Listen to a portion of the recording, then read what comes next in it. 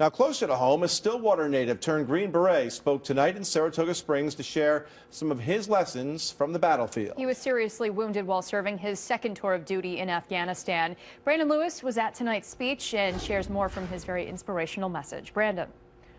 Well, Dory and Greg, Kevin Flike walked into the room and received a standing ovation and just captivated the audience from the start. Among the lessons he shared, finding inner strength, even when the odds seem most bleak. It was a life-changing event. I thought I was going to die. Today, Kevin Flike can talk about his experience as a Green Beret without hesitation. He was nearing the end of his second tour in Afghanistan 3 years ago when a mission came down that would forever change his life. We were doing a valley clearing operation. We were just going to start at one end of a valley and go through the villages along the way and just talk to some of the people there, see what was going on, see if there's any Taliban activity in the area, check and see if there's weapons caches around.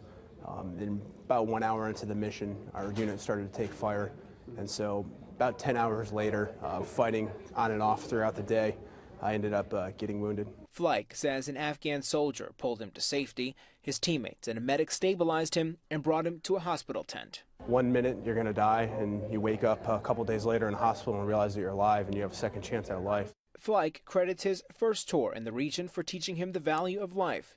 He's since lived every day like it was his last. So for him, this experience wasn't about being scared, but rather making the most of it. Nerve regrowth is a very slow process, so I don't try to get ahead of myself and just kind of play the long game with this.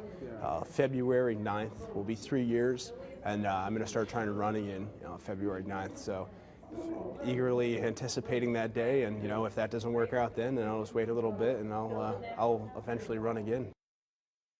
Flike says he enjoys sharing his story about what happened, and it helped him with the healing process. This Veterans Day, he encourages others to genuinely ask veterans if they're comfortable sharing their experiences as well. Live in studio, Brandon Lewis, CBS 6 News.